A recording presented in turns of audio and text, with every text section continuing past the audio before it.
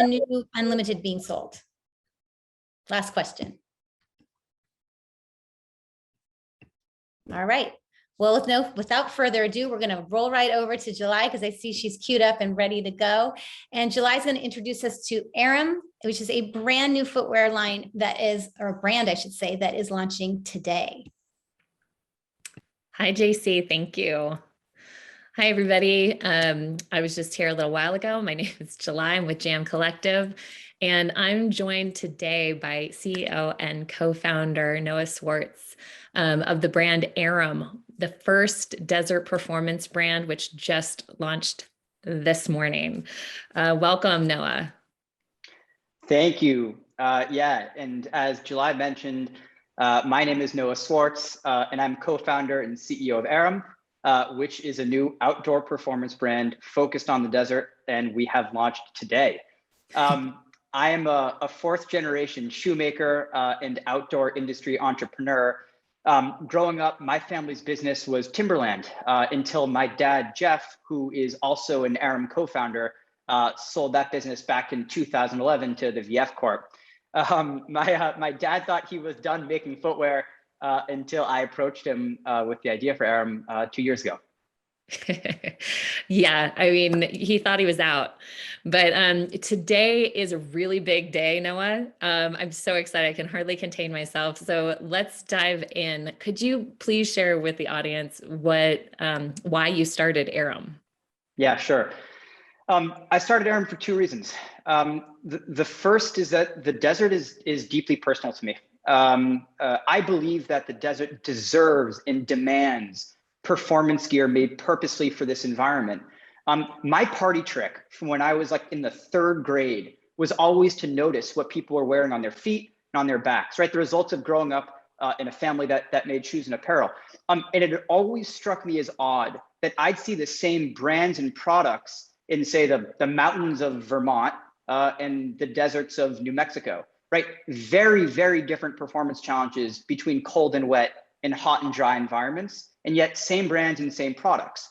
So the final straw and what really drove this home for me was 2 years ago, my wife and I were ringing in the new year, hiking around Zion in Southwest Utah, which is one of my absolute favorite places on earth. And I had one particularly really frustrating, annoying day taking off layers and putting them back on as the desert started with freezing and then it warmed up and then cooled back down. We were navigating a combination of snow, cacti, and like disgustingly sweaty feet that actually yielded some pretty nasty blisters. And honestly, that was it. Limping off the trail that evening, I turned to my wife and I said, like, it doesn't make sense that there aren't products and brands built for places like this. In the Cathedral of the Red Rock, right? It doesn't make sense that there are products and brands not built for a place like this. And so I'm going to launch a desert gear company. So that was number one.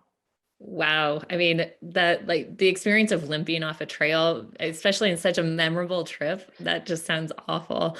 Which makes me curious, what was the second reason? Yeah, thank you. The second motivation behind Erem is this. As a fourth generation shoemaker, I fundamentally believe there's a better way to make product that doesn't harm our planet and the wild spaces that we love to explore. Right, the goal with Erem is to design best-in-class gear for the desert that is truly sustainable.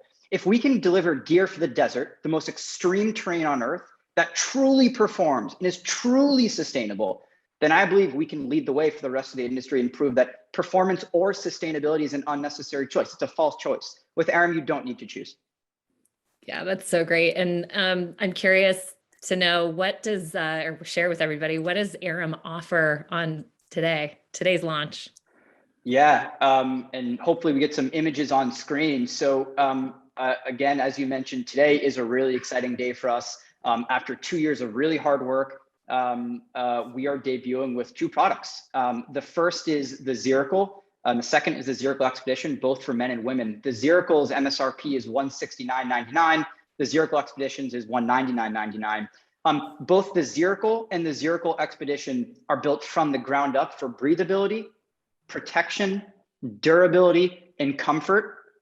And here's the kicker, both are biocircular.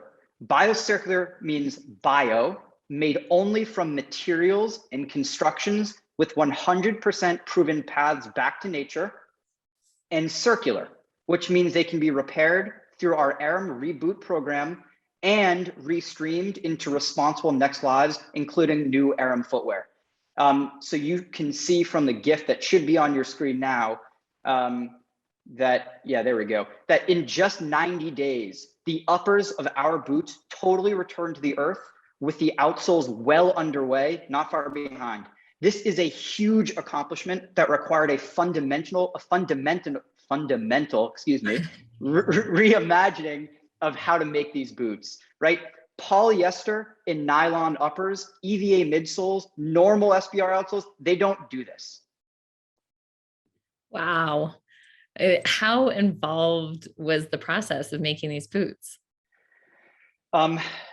Delivering on both sustainability and performance attributes means that literally everything in this boot, from aglet to insole, right, is special and purposeful. We rely on a small selection of highly intentional, versatile materials, including Tencel, which is ultra breathable and moisture wicking and super sustainable. Reverse full grain leather tanned with food grade tannins, which is incredibly protective and durable, especially at the 2 millimeter thickness that we use. And also, for example, the cork crumb for our insoles from rescued wine stoppers, which are shock absorbing, lightweight, and provide exceptional rebound over time. So next up, so we combine these materials together with mechanical constructions, which is exceedingly unusual for the modern footwear industry, right? Especially so at our price point. So our boots are stitched instead of glued together, which is far better for the environment, far better for end-of-life streaming, and far better for breathability and durability in the desert, right? These stitch lines here are not decorative. They actually serve a purpose, both on the upper and on the outsole. Right, so you can't actually have a breathable boot if the foot is surrounded by a layer of impermeable glue and plastic, which is how most footwear is made today. Right, and trust me, when it's 116 degrees in the Mojave in the middle of July, you really need breathable. So we went a different direction. But not only are our boots stitched, they're stitched with thread that meets our environmental standard. So July, you asked how involved our process was to make boots that met both our environmental and our performance standards. I think the simplest way to answer that is as follows. We took a 3-month delay in our production to prove that we could use linen outsole thread instead of the nylon typically used in the industry. Linen meets our environmental and performance standards. Plastic nylon does not.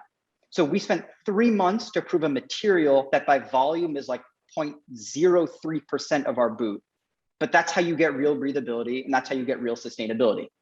And July, just the last thing I'll just say on process is that we rigorously tested these boots over 4 rounds of field tests involving dozens of testers in deserts and also non-deserts around the world, thousands of miles in the field over 18 months, numerous iterations and revisions to dial in every detail, like the exact thickness of our shank board, the perfect height for our lugs, the perfect durometer for the outsole.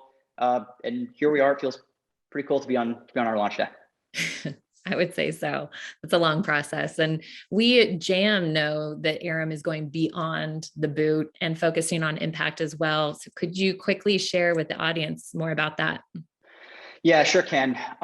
So we believe that it's our job to jump in and use our brand platform and proceeds from our product sales to help address the climate crisis unfolding in the world around us. And we aim to do so by focusing on the 1/3 of the Earth's land mass and the 20%, the 1/3 of the Earth's land mass that is desert and the 20% of the global population that lives in those deserts, right? One of our company pillars is to look to the desert for high potential solutions that other folks may not know about, like prickly pear.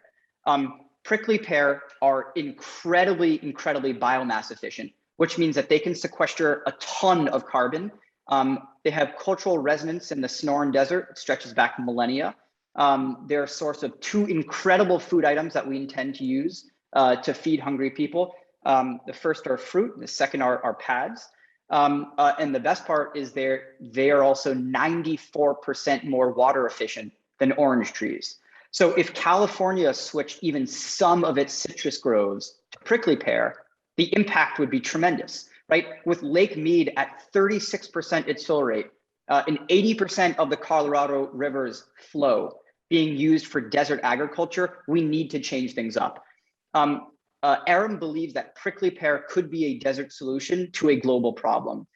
This is why we've committed to planting 1 million prickly pear in deserts around the world, using proceeds from every purchase our customers make. And we've actually got our first 250 cacti in the ground. Yeah, I've had the pleasure of visiting the prickly pear farm and seeing it in person, and it's incredibly impressive to see how quickly they grow and actually how little water they use to do that. It's remarkable. Noah, quick question. Is Erem going to D2C only, or are you working with retail partners? Yeah, so we're primarily a direct-to-consumer business. However, we are launching with 2 incredible partner retailers, the Summit Hut in Tucson, where I was yesterday, and Babbitt's in Flagstaff, where one of my colleagues is today. Both amazing family-owned outdoor desert retailers with whom we share a ton in common. Love it. And how about any partnerships?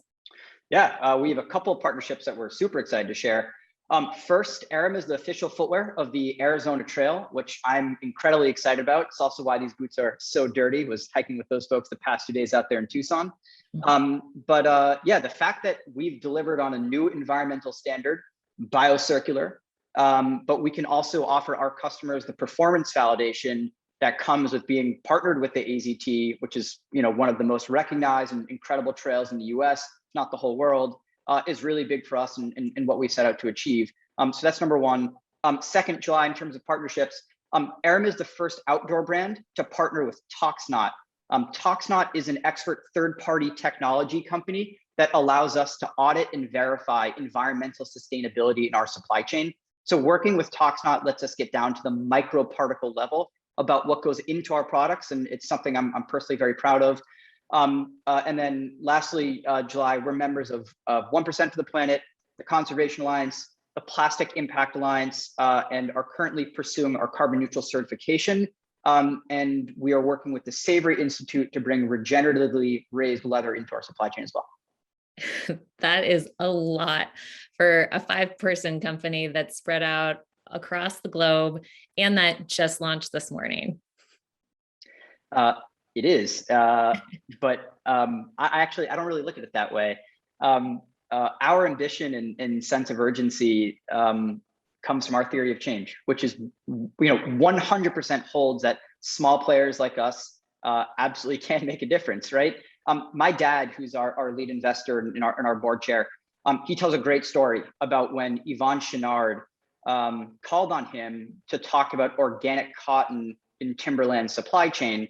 And then my dad going to Bentonville, Arkansas, to talk to the folks at Walmart about bringing organic cotton to just 1% of their supply chain, and the massive impact that this had, right? More than anything that Timberland or Patagonia could have done together in aggregate over decades in terms of their supply chains, right? So Erem may be small, but my dad taught me this lesson very early on, that the big players in our industry are constantly looking over their shoulders at disruptors like us. If we innovate a new standard and give customers something we know they want, which we've done with biocircular, then companies with far bigger footprints than ours are going to look long and hard at adopting these standards because they don't want to get left behind. So yes, we're small, but if we succeed in getting the word out, Patagonia is going to take a long, hard look at biocircular. And if Patagonia adopts biocircular, then maybe Walmart adopts biocircular. And if Walmart adopts biocircular, we might just clean up the footwear and apparel industries. It's great. I love your enthusiasm, and we have a minute left. I really appreciate you sharing. There's 2 things I want to cover, and I'm going to leave it as a teaser for everybody else because you're going to have to follow up to get more information on the difference between biodegradable and biocircular. But Noah, is there anything else you want to add before we let everybody go? Yeah, totally. I guess I would just conclude how I started, which is I'm super excited to announce that Erem launches today. Our website is finally live. Boots are finally available at eremlife.com. That's eremlife.com. And with that, I guess I would just say stay tuned for the products that will be kind of coming down the pipeline next year. And thanks for tuning into this. Noah, thank you so much for your time today. Congratulations on the big launch of your brand. We're all very excited for you. Thank you. Thank you everybody for tuning in. Please visit the Outside Jam website for more information, especially if you want to talk to Noah one-on-one and get more information on the difference between biodegradable and biocircular. We are welcoming